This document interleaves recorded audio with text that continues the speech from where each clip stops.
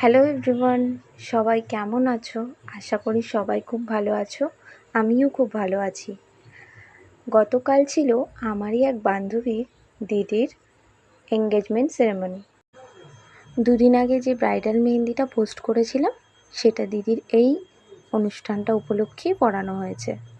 এছাড়াও এই দিদির বিয়েতে কিছু আমার অর্ডারও আছে, সেই ভিডিওগুলো তোমরা একের পর এক পেয়ে যাবে। দেখো কি সুন্দর করে সাজিয়েছে, আমার কিন্তু ভীষণ ভালো লেগেছে। আর সব থেকে যেটা বেশি ভালো লেগেছে সেটা হচ্ছে ওই দিদিটার ফুল ফ্যামিলির ব্যবহার।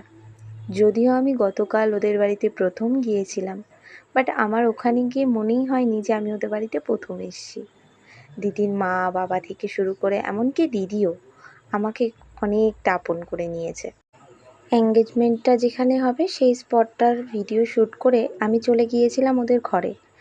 ওদের দুটো ছোট্ট গোপাল সোনা আছে, একটা ছোট এবং বড়, তাদেরও ভিডিও শ্যুট করে নিয়েছি।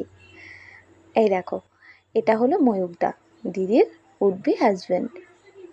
এখানে সবাই মিলে পুরোপুরি অনুষ্ঠানটা যাতে সুষ্ঠুভাবে চলে তার আয়োজন করেছে। কিছুক্ষণ পরেই শুরু হলো আশীর্বাদ পর্ব। এটা হচ্ছে দিদির বাবা আর এটা হচ্ছে দিদির মা। এরকম করেই একের পর এক সবাই মিলে তাদেরকে আশীর্বাদ দিয়ে তাদের নতুন জীবনের জন্য অনেকটা শুভকামনা চেয়ে নিল।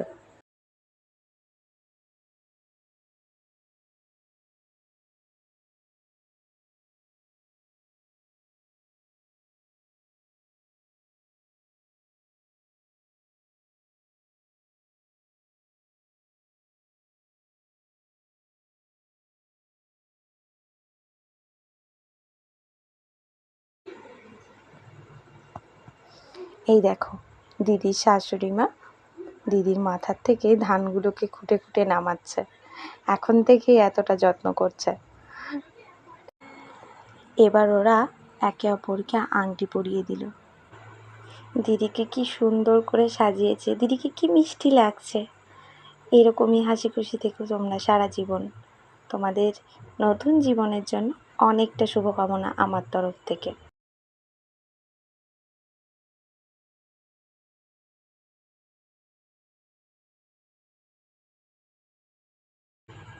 এবার হবে মালা বদল। মালা হাতে নিয়ে সবাইকে জিজ্ঞেস করছে কতবার করতে হবে। কেউ বলছে 3বার, কেউ বলছে 7বার। এই নিয়ে একটু খুনসুটি চলছিল। তারপর শেষমেশ ডিসাইড হলো 3বার হবে। 3বার ওরা মালা বদল করে নিল।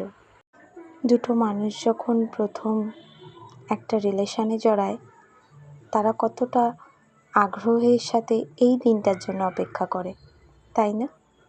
একটা মেয়ে একটা ছেলে, তাদের দুজনের এই নতুন জীবনের এই নতুন শুভারম্ভর দিনটার জন্য কতটা ওয়েট করে থাকে।